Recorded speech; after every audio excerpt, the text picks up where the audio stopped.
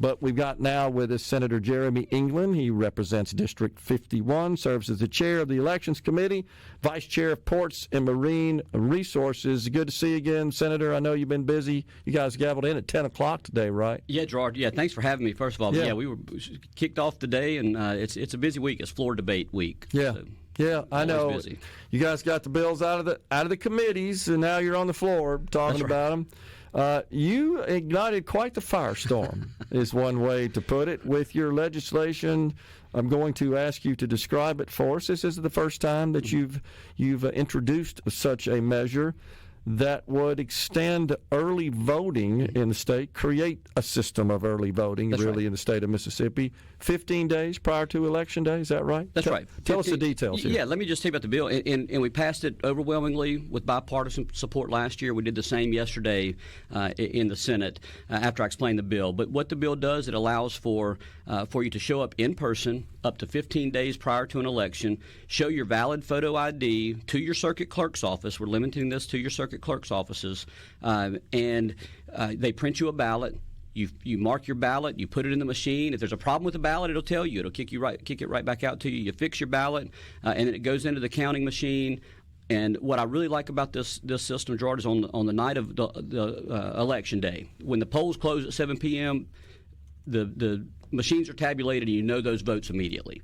So we don't have to wait days and days and days until we find out the results. In our current system, which is in-person absentee voting, you have to have an excuse. That lasts for 45 days. You have to sign an affidavit that says that basically you swear an oath that you meet one of these excuses, and then you put your ballot into an envelope. If there's any stray markings on your ballot or something, it could get tossed. You just don't know. It's just not as secure of a system of voting as this bill that I have passed now for the second time in the Senate. Okay.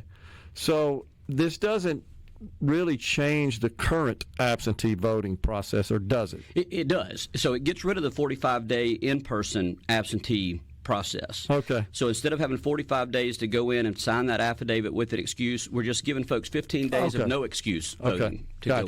Mm-hmm. All right. But with respect to those, say, our members of our armed forces who are deployed overseas that go through a mail-in process, which requires requesting that, right? That's correct. From your circuit clerk. Yes. You have to send in a request, or I think you can request online. They send you a ballot. Mm-hmm. You have to complete the paperwork in accordance with the instructions. You send it in, and then I believe they open that up on Election Day. That's that right? Yeah, so the mail-in absentee does not change. Still have your 45 days. Gotcha. Always watching out for our military folks. And our folks that work out of the county or out of will be out of their county working or whatnot after that. So not changing in person, absentee by mail. Yeah. Understand. So we wouldn't need the in-person absentee process because we would have 15 days leading up to the election, right? That's right.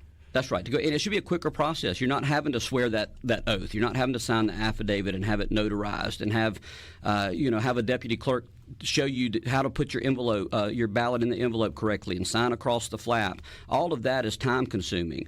This should be just like you do on Election Day. You walk in, show your ID, cast your ballot, and you're headed home, and you know your ballot has been counted, and you also know that nobody's going to look at that ballot. That ballot is it is a secret ballot system. What is the general opinion from the circuit clerks that have to deal with this situation? Yes, so the circuit clerks, I've talked to many of them, and it's a change. And I'll tell you one concern I have that they have, some of them have, it is with regard to the space that they have for this and the lines that they may see.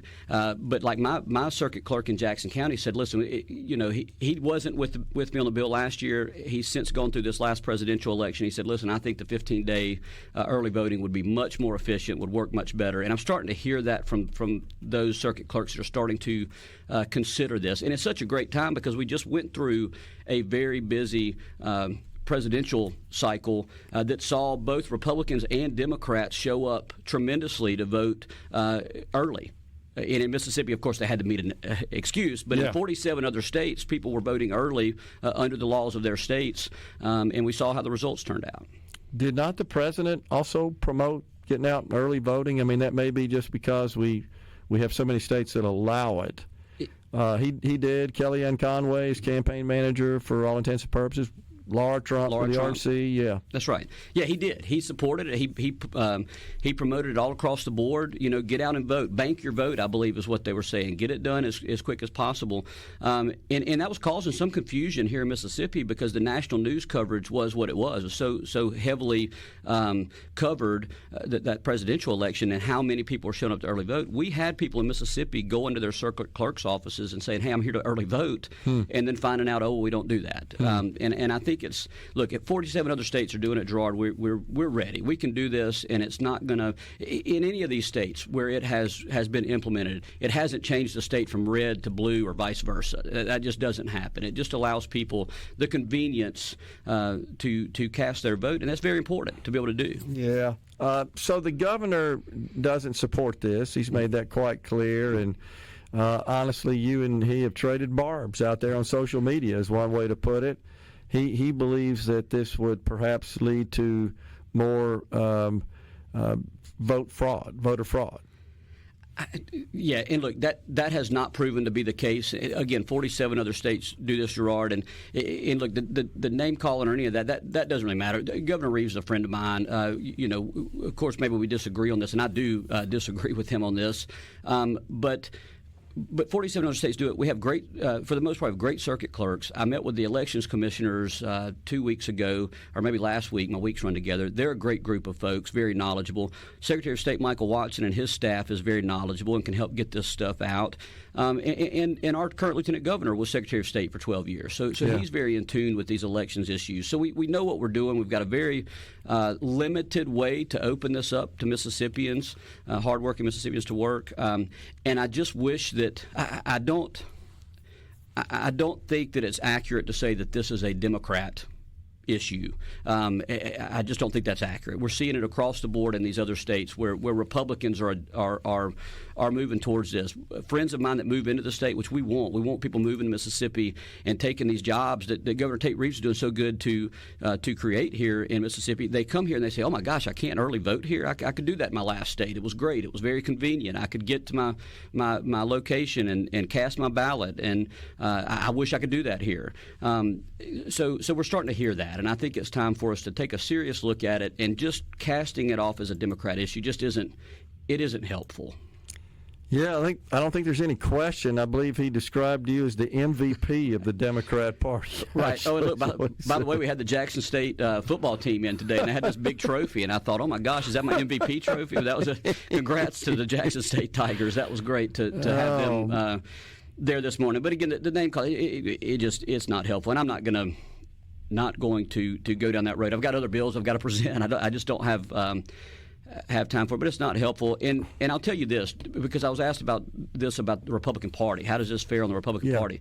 And I just want to mention that Mike Hurst, our current chairman, and Rance Bilbo, executive director there, and that whole team is doing such a fantastic job as a state Republican Party. Yeah, and so I don't want this to go into that. They're trying really hard to start looking into things like minority outreach and trying to expand our voters by bringing the Republican message and what it is that our ideals and our foundation as a party relies on. And they do a great job at that. So I don't want any of this back and forth to take away from that.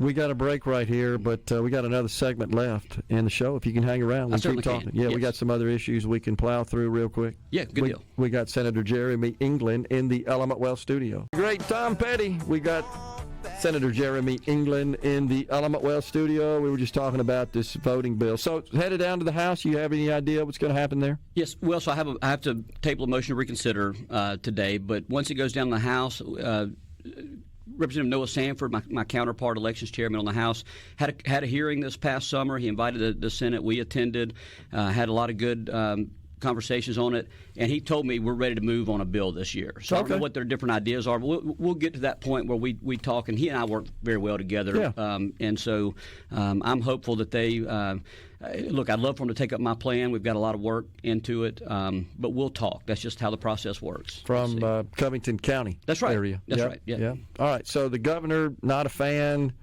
Sounds like you may have veto-proof situation in the Senate on this, though, right? Well, the numbers we had yesterday we would have a veto-proof. Okay. But I Ideally, I'd love for the governor to sign it, let it become law. Okay. Let's move on. We'll see. But we'll see. All right. Yeah. Got it. All right. Tax plans. We've been talking about that this morning.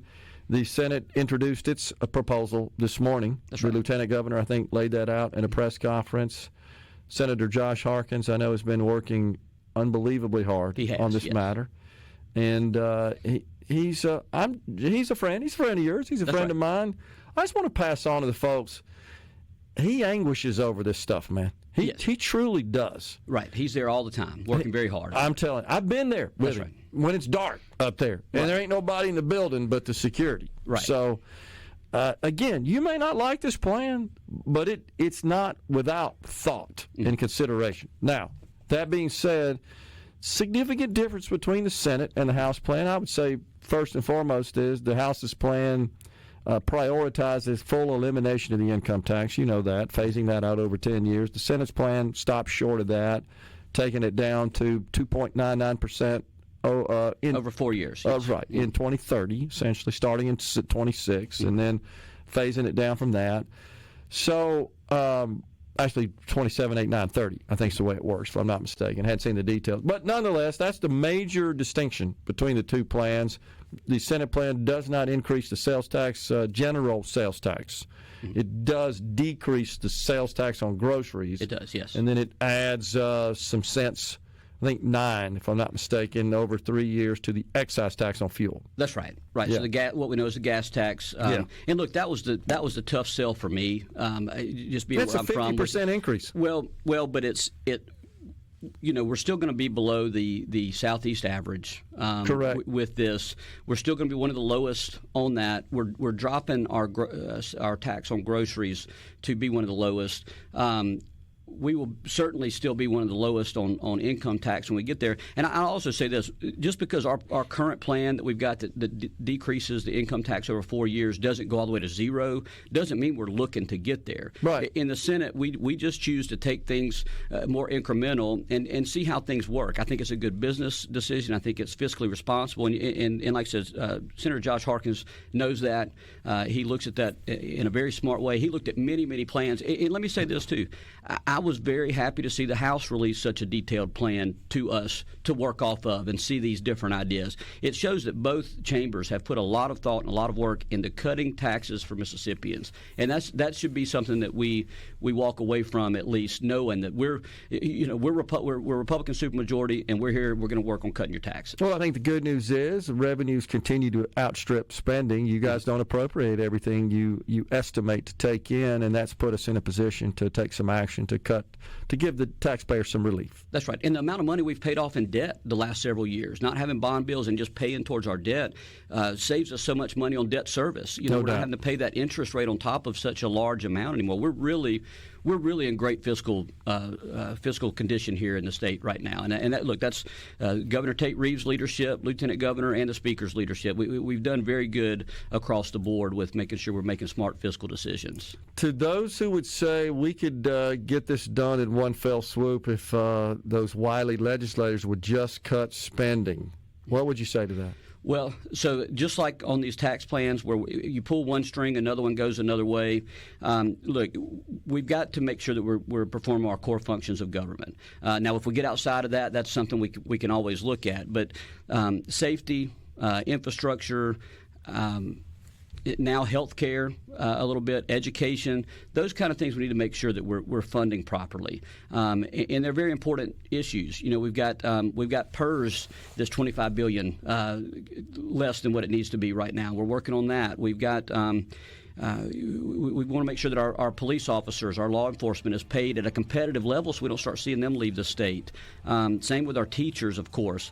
We've got those things we've got to keep in mind doing, but there certainly is some fat that can be trimmed. I mean, if we're not trimming fat, we're not looking to trim fat, we're not doing our job. Before we go, a couple of school choice bills headed over from the House. I don't think we have any remaining in the Senate. You going to be in support of those? Going to take a look? Where do you stand right now? I like it. I think I call it parental choice. I think parents ought to have more of a decision when it comes to their their children's education Yeah. and the opportunities that they need to be afforded. Okay. I like that. You know the lieutenant governor's not on board with this, but you and him differ on that. It's always okay for us to have different opinions in that building. I think it leads to better legislation. Appreciate you coming on, Senator Jeremy.